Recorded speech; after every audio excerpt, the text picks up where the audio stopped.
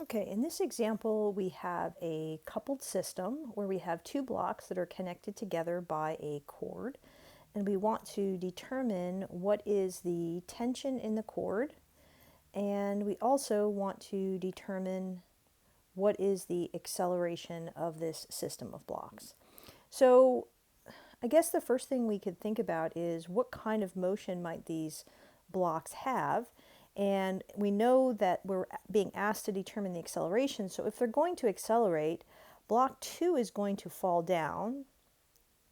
So there's going to be some acceleration acting in the downward direction for mass 2. And if we consider mass 1, it's going to accelerate to the right. So that gives us some general idea about the acceleration of the system. So next we could draw all the forces that we have acting on the masses. So on mass 1 we have the force of gravity acting on 1, and then it's in contact with the table, so there is a normal force from the table on 1. And then there's also this cord that's attached, so there's a tension that's acting. If I look at mass 2, I have a force of gravity on 2, and I guess I could write in what this is. This is m2g, and up here this would be m1g. And then I have the tension, which is actually acting in the opposite direction and holding it up. So I need to also choose a coordinate system here. And I need to think about how I might look at this motion. And so we know that when we have coupled systems, we actually can consider both masses as a system, and then we don't have to think about internal forces. So we're actually going to do this problem in a unique way, and that's the second part. Is there a trick that we can use to solve the problem? So first thing we're going to do is we're going to look at each block separately. And we're going to draw our free body diagram for each block. So we're going to have mass 1 and mass 2. And next we'll go ahead and we'll just redraw those pictures. So on mass 1 I have a tension acting to the right. I have a normal force acting up. I have the force of gravity of 1 acting down. And then I have an acceleration, which would be to the right. So in terms of a traditional coordinate system here, for mass 1, the acceleration of 1 in the x direction would be a, right? So this is my x direction and this is my y direction, and the acceleration in the y direction would be 0. Right? The mass can only accelerate along the horizontal. In the same regard, if I draw my mass 2, I have the force of gravity on 2, which would be m2g, and then I have this tension, which is holding it up, and I know that if I were to let this go, it would accelerate downward. And so if I think about this in a traditional coordinate system, in terms of x and y, then the acceleration of 2 in the y direction would be minus a, because my y direction, positive direction, is up, and my acceleration in the x direction would be 0, right? There is no x direction components. So that's certainly one way or one approach to solving this problem. Another approach to solving this problem is to consider the two masses together as a system and to think about a direction of the motion for both of these masses. So if I think of these as a system, I want to define a direction of the motion.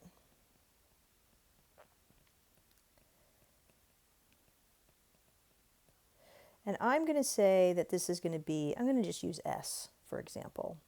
And I'm going to make my picture such that the direction of the motion is to the right.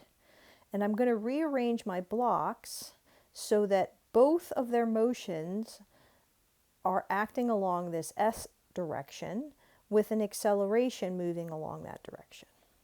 So if I were to redraw my picture, my free body diagrams, I would still have my mass M1. Well, let's do this. Let's kind of, I'm going to make it a little box just so I can keep track of which one is which. So here's my M1, and I know that I had the tension going to the right, I had this normal force, and I had this force of gravity. I'm kind of redrawing the picture. And then, and this is a little bit harder, but now I have M2. And I want to draw M2 in such a way that the forces are directed along the motion, or so that the accelerations match. So I know that the acceleration of M1 is going to be to the right. And as I look up at my picture for mass 2, in the direction of the acceleration, which is in the downward direction, I have this force of gravity acting. So I'm going to take this picture for M2, and I am going to rotate it in the direction of the motion.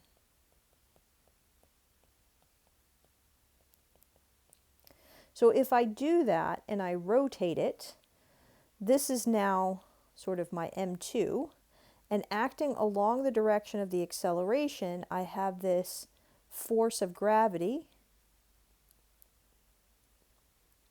and then acting back, I have the tension.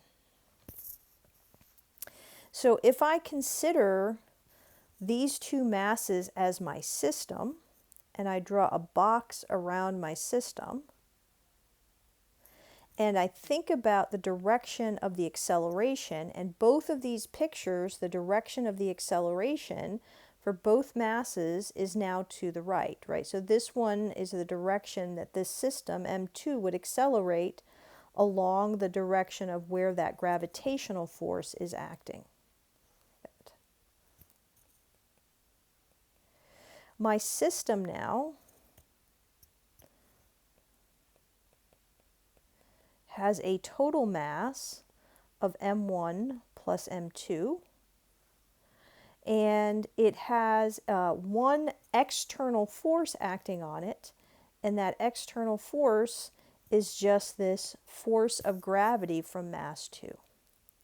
So if I look at the sum of the forces in the S direction, so this is my S direction, on my system, it has to equal the total mass times the acceleration in that direction, which is this acceleration A.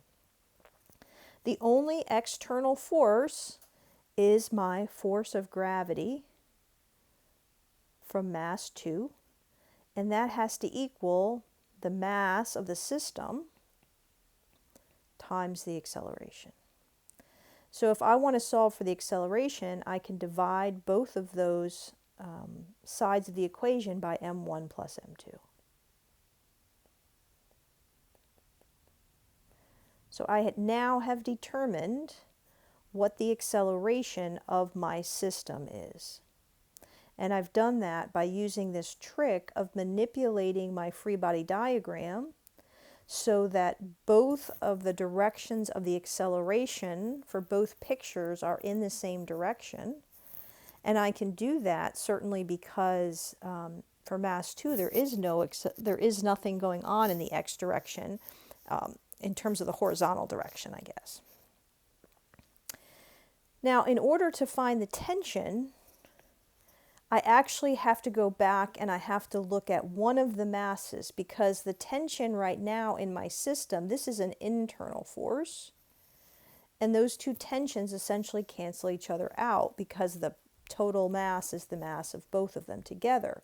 So in order to figure out the tension, I need to focus on one of the masses. And so I'm going to look at mass 1. And if I go back to my free body diagram for mass 1 up here, and I look at the sum of the forces on mass 1 in the x direction, the only force that I have in the direction of the acceleration in the x direction is the tension. So the sum of the forces in the x direction on 1 is equal to the mass of 1 times the acceleration. The only force I have is the tension, and that's equal to m1 times the acceleration. But we found the acceleration over here, right? And so now, and that's the acceleration of both masses. So this is now just times the acceleration, which is m2 times g over m1 plus m2. So I now have an expression for the tension when I have two masses connected together and one is on a flat surface and there's no friction. And I did that using this trick of combining those two masses into a system in such a way that they're both moving in the same direction after I drew my original free body diagram.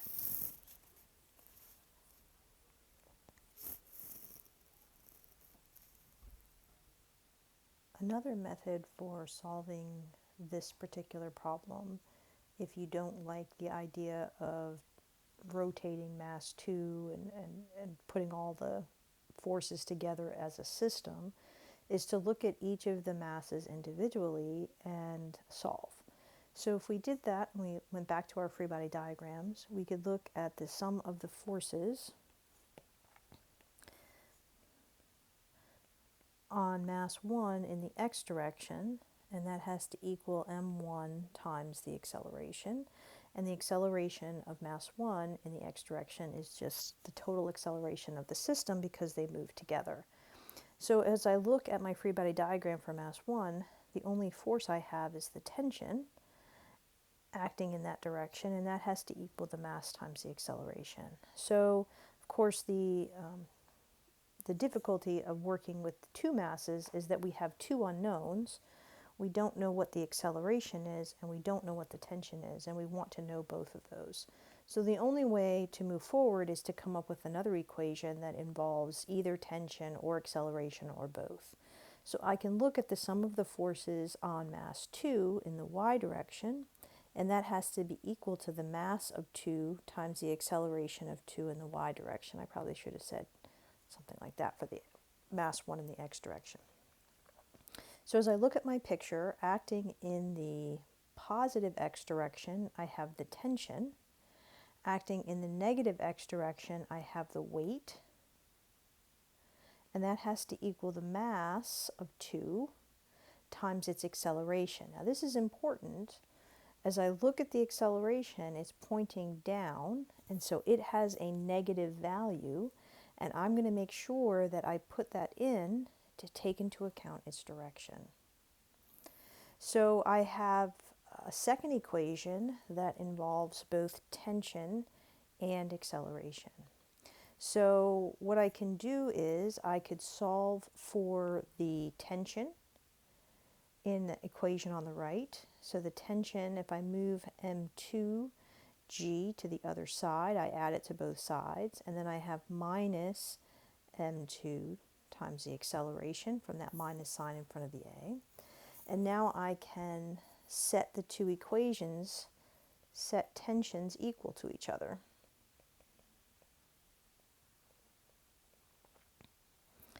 So I would have m1 times the acceleration is equal to m2 times g minus m2 times the acceleration. I have an expression that only involves acceleration, so if I add mass 2 times acceleration to both sides, I get m1 times the acceleration plus m2 times the acceleration equals m2 times gravity, or the force of gravity. I can factor out the acceleration, and now I can solve. So the acceleration is just m2g over m1 plus m2, which is exactly what we found before. And then once we have that expression for the acceleration, we can substitute it back up into the first expression that we had for the forces on mass 1, and we can solve for the tension just like we did before. So this is another approach to solving that problem.